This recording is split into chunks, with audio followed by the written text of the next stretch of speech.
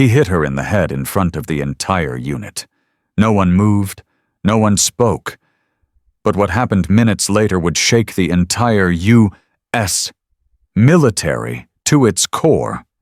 A young female soldier refused to stay silent and became the whistleblower that exposed years of military abuse and corruption. This isn't just a story about power. It's a story about accountability, courage, and one voice that refused to be buried. Before we continue, drop a comment. Where in the world are you watching from? We'd love to see how far this story reaches. And don't forget to hit subscribe, because this story is just getting started.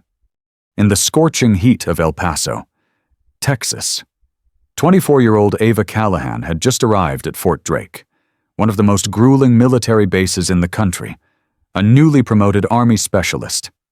Ava carried both pride and pressure on her shoulders. She wasn't just another recruit. She was one of the few women in an elite tactical unit known for its ruthless training and unforgiving hierarchy. Raised in a quiet Nebraska farming town, Ava joined the military to make a difference and break boundaries. But nothing prepared her for the atmosphere inside Fort Drake, where silence was loyalty, and strength was measured by how much abuse you could take without flinching. From day one, she was greeted with cold stares, subtle mockery, and a constant sense of isolation.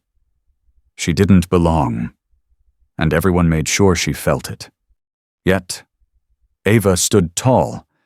Her discipline was unwavering, her moral compass stronger than ever. She believed in the chain of command, but she also believed in justice. What she didn't know was that in just a matter of days, that belief would be put to the ultimate test, one that would shake the entire base to its core. The sun had barely risen over the vast concrete expanse of Fort Drake, but the tension in the air was already heavy. It was inspection day, a dreaded ritual that left no room for mistakes.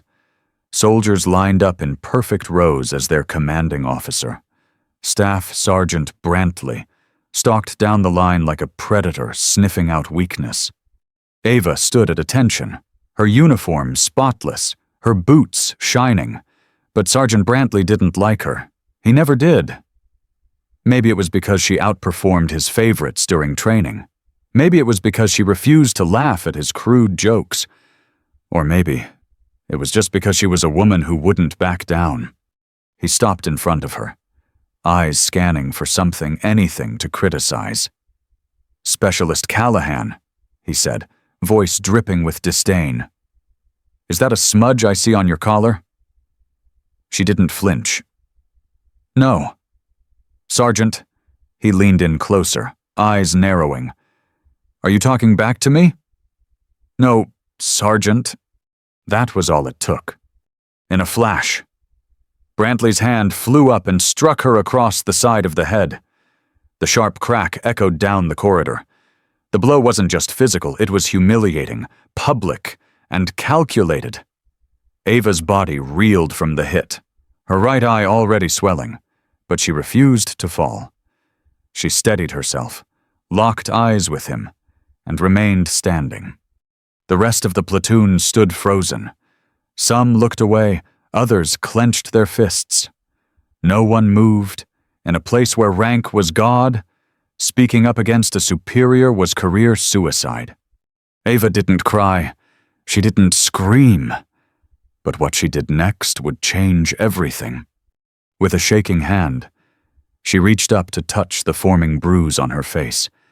Then, slowly, she took one step back from formation and walked straight toward the communications office.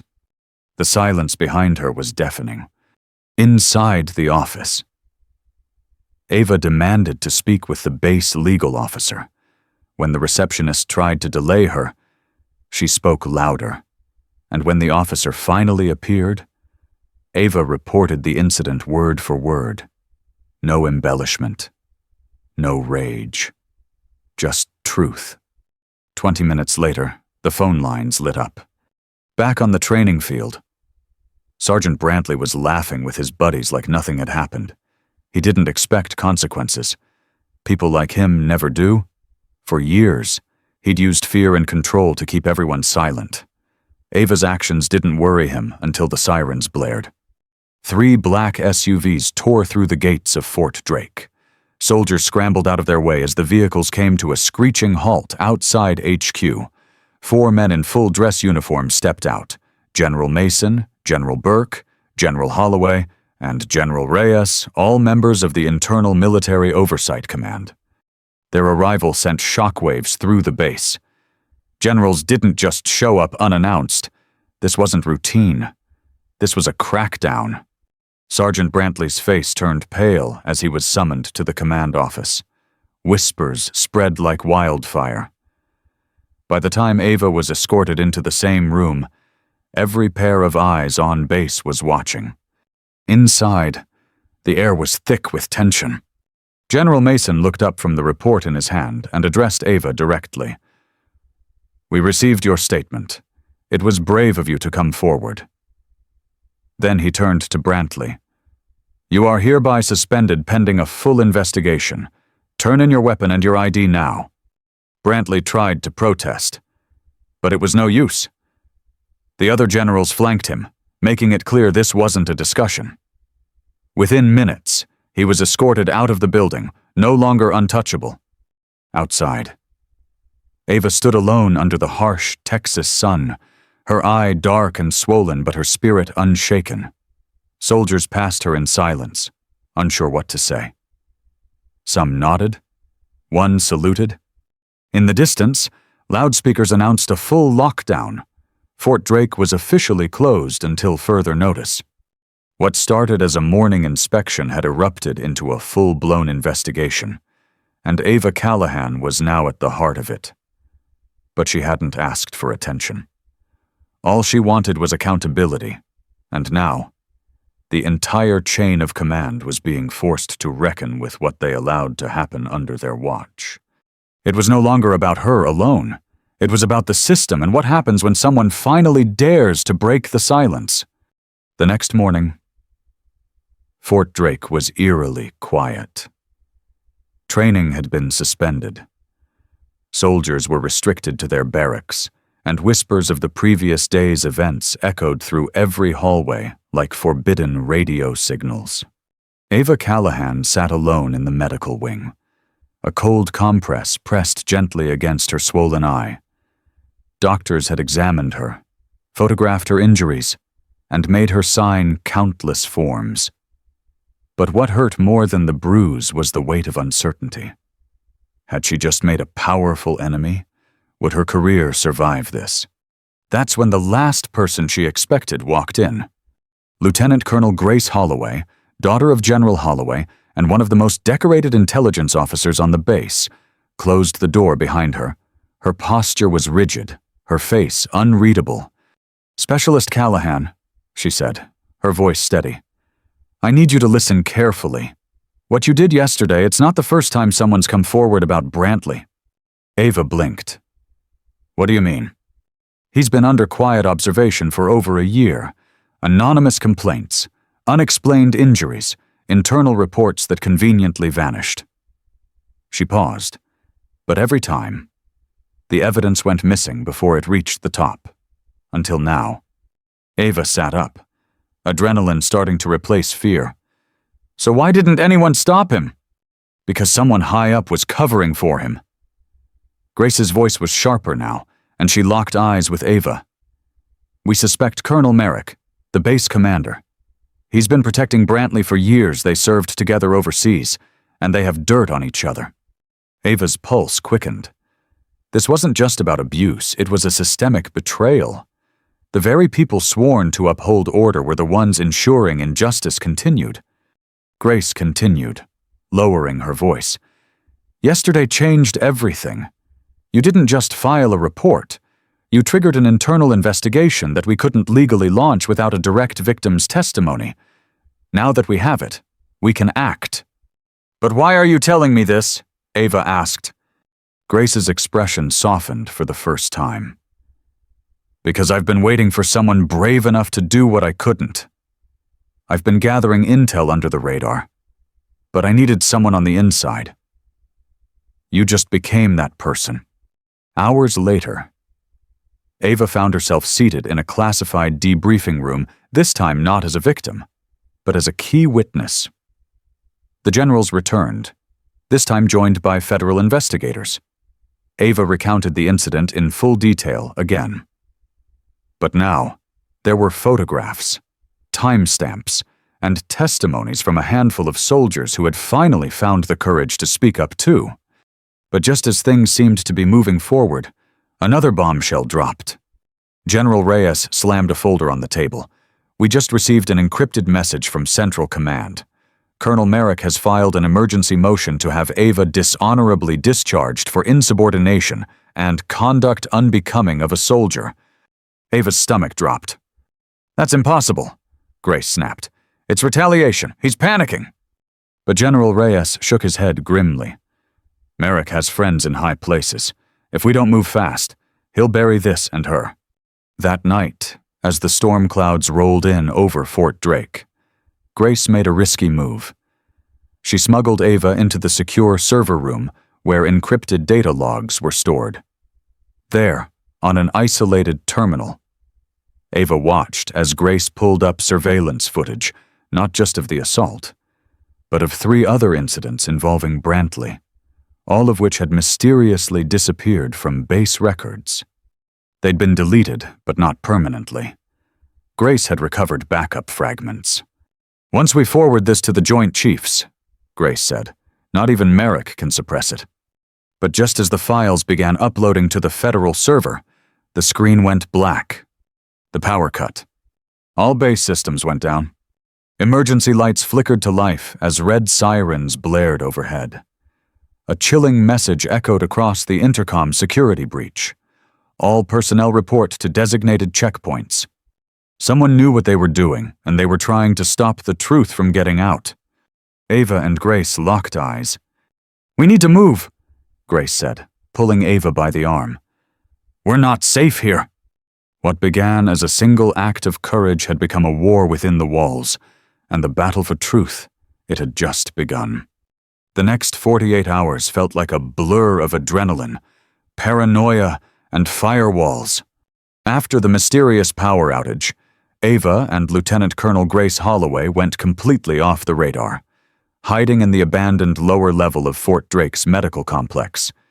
They relied on burner devices and offline files. No more official channels, no more requests for permission. They had to expose the truth before it was erased forever. Ava stared at her reflection in a cracked mirror, the bruise on her face slowly fading into a dull yellow. But something inside her had shifted, something deeper than anger or fear. For the first time since she'd enlisted, she wasn't just following orders. She was fighting for something real, not survival justice. She turned to Grace. How did you survive this long, knowing what you knew? Grace exhaled slowly. I didn't survive.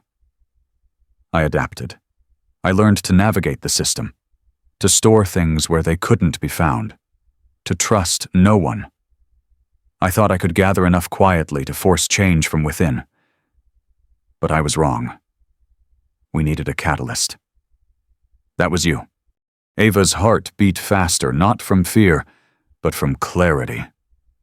She wasn't just a pawn anymore. She had a voice. And now, a purpose. Back at headquarters, the base was unraveling. Whispers turned into quiet acts of resistance. Soldiers who had once looked the other way now questioned orders. Some began slipping Ava anonymous notes of support through secure drop points. Others left sealed envelopes containing screenshots, photos, audio recordings, proof of everything they had seen but never dared to report. Even more surprising, a young private named Owen Ramirez, once fiercely loyal to Sergeant Brantley, approached Grace secretly. I was told to delete the footage of Ava's incident, he confessed, his voice shaking. But I couldn't do it. I copied it to a thumb drive. I've been hiding it in my locker. He handed Grace the drive, then looked at Ava. You stood up when the rest of us stayed silent. I can't keep being part of the problem. It was the moment Ava realized this wasn't just her fight anymore. The silence was cracking. One person had become many. But with every new ally came a greater threat. Colonel Merrick had grown desperate. The cover-up he had orchestrated for years was coming undone. And now, he issued a formal directive Ava Callahan was to be relocated to a federal holding facility for further questioning, citing national security risks. It was a thinly veiled attempt to disappear her. Grace slammed the document on the table. He's trying to vanish you from the record. But Ava didn't flinch. Then we make sure the record speaks louder than he ever can. With Grace's help, Ava compiled every piece of evidence they had into a single, locked digital folder, then recorded a raw, unscripted video testimony. In it, she detailed everything: the abuse, the silence, the attempted suppression, and most of all, the names of those trying to bury it. She didn't speak with rage. She spoke with conviction. That night, they uploaded the video and evidence to 5 independent watchdog agencies, encrypted backups across military media servers, and sent an anonymous leak to several journalists specializing in military justice. Then Ava looked into the camera one last time. If this reaches you, and I've already been silenced, know this. There are more like me, and we're done being afraid. By morning, the video had gone viral inside secure military networks. The effect was instantaneous. Commanders across the country demanded answers. Soldiers in other bases began reporting similar abuses. The Pentagon issued a statement promising an independent review. Colonel Merrick. He was placed on immediate administrative leave pending investigation. But what struck Ava the most was the number of female soldiers from around the world who messaged her anonymously. Some just said thank you. Others told their own stories. Stories that mirrored hers too closely. She wasn't alone anymore. She never had been. The system had only made her believe she was. As Ava walked out into the morning light, no longer in hiding, she wasn't wearing her uniform. She wore a plain hoodie, jeans, and a quiet expression of resolve. For the first time, she wasn't just Specialist Ava Callahan. She was a voice too powerful to ignore. And that changed everything. 2 weeks after her testimony shook the walls of Fort Drake, Ava Callahan found herself standing in a completely different world. The Pentagon. She never imagined she'd be here, not like this. Not as a decorated witness. Not as the catalyst behind the largest military internal investigation in over a decade. Not as the woman who exposed an entire chain of abuse with nothing more than a bruised face and unshakable truth. Dressed in a crisp black suit, not military fatigues, Ava sat across from a panel of senior advisors, high-ranking officers, and legal experts. But this time, she wasn't being interrogated. She was being offered a position. "Miss Callahan," began Admiral Stokes, an imposing figure with eyes like steel. "Your actions have led to over 37 active investigations across multiple bases. You've done more in 3 weeks than some agencies have managed in 3 years." He leaned forward, his voice lower now. "We need people like you to help fix this from the inside. We're forming a new oversight initiative, independent, protected, and driven by those who've lived it." Ava blinked. "Are you asking me to come back?" "No," he replied. "We're asking you to lead." The proposal was both terrifying and empowering, a chance to serve again not as a subordinate, but as an advocate, a watchdog, and a builder of reform. The Military Integrity Task Force would operate separately from traditional command lines, its job to respond to reports of abuse, ensure protection for whistleblowers, and build trust between soldiers and leadership. They weren't offering her a title out of pity. They were offering it because they finally saw what she had become: a force of accountability. Still, Ava hesitated. "I'm not trained for this kind of responsibility," she admitted.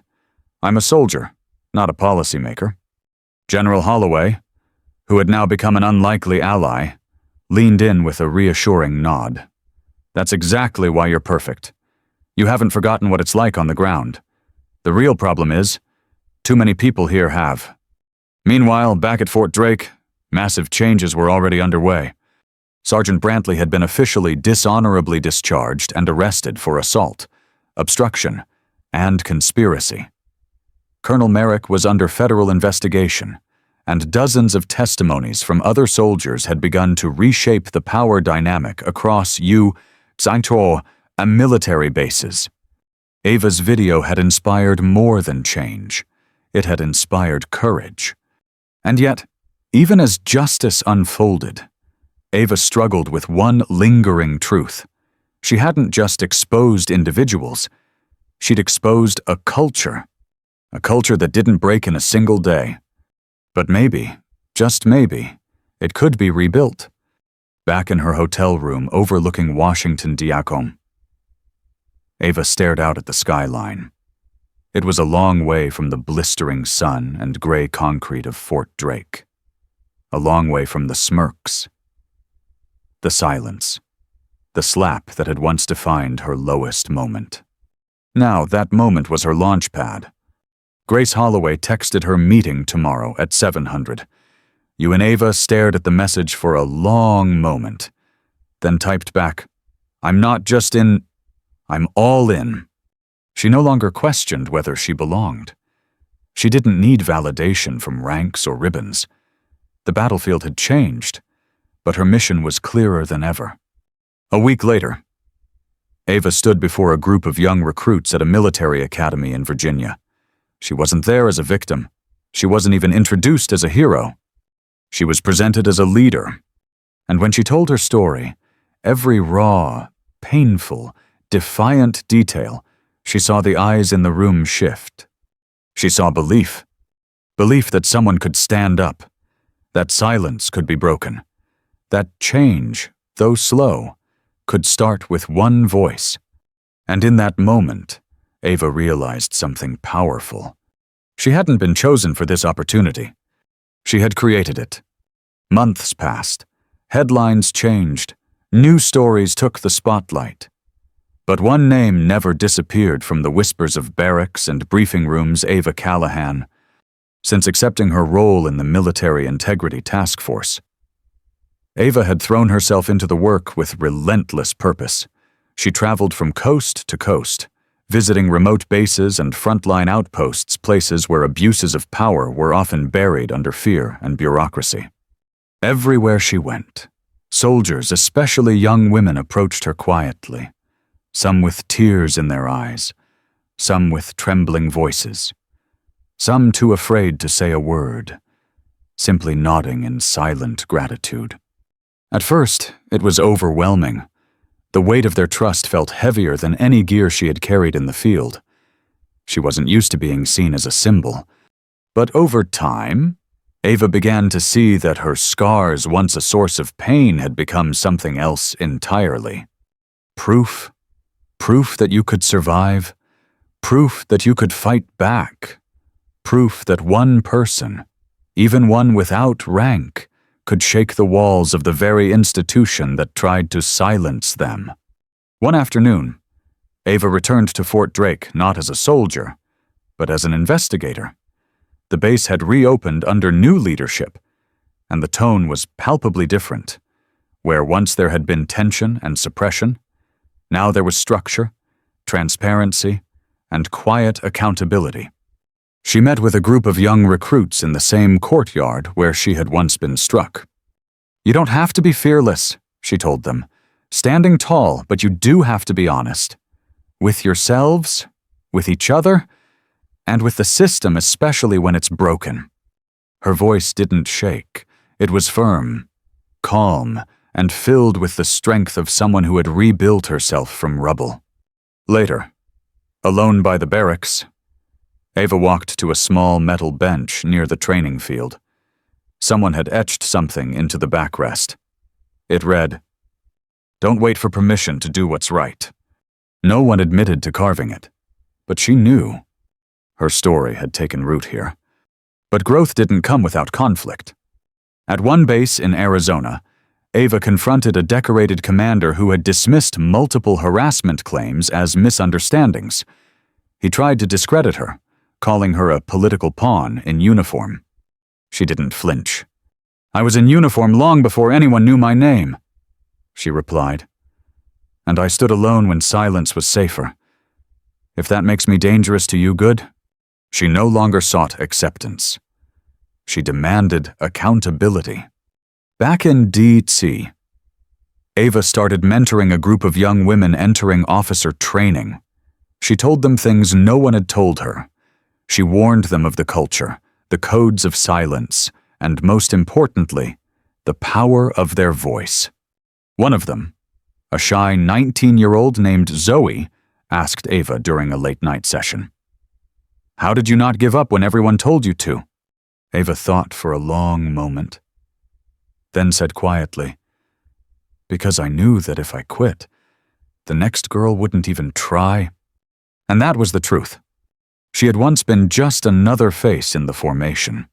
Now, she was a spark lighting a path others could follow, but also forging a road no one dared walk before. She started writing. 2 journals, essays, policy briefs. Her voice expanded beyond the bases and into the world of reform. Her words were no longer just for the soldiers in uniform. They were for the politicians, the watchdogs, the public. Change had to be systemic, and that meant crossing boundaries she once thought untouchable. One evening, she received a letter in the mail, no return address. Inside was a single sentence, handwritten in small, precise print. "Because of you, I finally reported him." There was no signature, no context, but Ava understood it more clearly than anything. She folded the letter, placed it in her wallet, and carried it with her from that day forward. Because it wasn't about recognition, it was about impact. She had grown not just stronger, but wiser, sharper, and unshakable. No longer defined by the system that tried to crush her, Ava had become the one thing it couldn't contain. A leader who didn't rise through power, she rose through truth. 1 year later, the name Ava Callahan had become more than a story whispered in hallways. It had become a turning point, a symbol etched into the very DNA of the military. Across the country, from massive bases in North Carolina to remote outposts in Alaska, change was underway. Training manuals had been rewritten, reporting systems had been modernized. A new whistleblower protection policy had been passed, named the Callahan Reform Act, signed by the Secretary of Defense with Ava standing quietly off to the side. Hands folded, eyes steady. But Ava didn't chase the spotlight. She still preferred silence over applause. Not because she was modest, but because she remembered what it was like to speak into silence and hear nothing back. That memory never left her. At Fort Ashbourne, a newly established training facility dedicated to leadership and ethics, Ava was invited to give a keynote address to the first graduating class of the Integrity Leadership Program, which had been built using her story as its core case study. She almost said no. She wasn't one for speeches, but something about this felt necessary. So, she stepped up to the podium. The room quieted, cameras rolled, the air buzzed with anticipation. But Ava didn't speak from a script. She spoke from her wounds, her resilience, and her unshakable belief in what comes next. "I used to think strength was staying quiet. That being tough meant taking the hit and marching on. But silence doesn't build strength. It breeds rot. And the longer you let it spread, the more it infects the good people who want to do the right thing but feel powerless. I stood alone once, and I'll never forget how that felt. But I don't stand alone anymore. And neither will you." She paused, scanning the room. Many eyes shimmered with unshed tears. Others were locked onto her like soldiers awaiting orders not out of obligation, but out of inspiration. "Leadership isn't rank," she continued. "It's responsibility. And sometimes the bravest thing you can do is be the first to speak when everyone else is quiet. She stepped back from the mic. No applause, just a long, still silence. And then a standing ovation. But Ava didn't smile out of pride. She smiled because she knew. They heard her. Finally.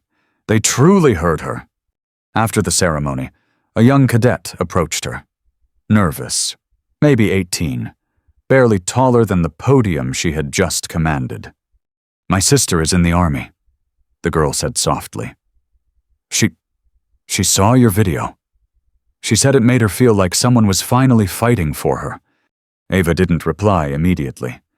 She just nodded, her throat tight, because she didn't start this journey to be someone's hero. She started it because she couldn't unsee what had been done to her, and staying silent was no longer an option. And now, that choice had become a movement. Months later, Ava visited Fort Drake one last time. The old barracks were gone. The inspection yard where she had once been struck was now a memorial garden with a single plaque. For every voice that broke the silence, for every soldier who stood alone and stood tall. She ran her fingers across the engraved words. No ceremony, no cameras, just clarity. She had taken the worst day of her life and turned it into the day the system had to change. And as the sun dipped low over the base that once tried to bury her, Ava Callahan walked away, not as a victim, not even as a survivor, but as a legacy in motion. Courage doesn't always roar. Sometimes it whispers through bruises, stands tall in silence, and walks straight into a storm, knowing full well the cost. Ava Callahan's journey teaches us that the greatest act of bravery isn't surviving injustice. It's refusing to stay silent in the face of it. She didn't wear a cape or carry a medal when she chose to speak up. She carried her truth. And that was enough to shake a system built on silence and fear. True leadership is born not from authority, but from accountability. It's the quiet choice to do what's right when it would be easier and safer not to. We live in a world that often rewards power and punishes honesty. But Ava reminds us that change begins the moment one person says, "No more." Because sometimes, the most powerful weapon isn't force, it's integrity.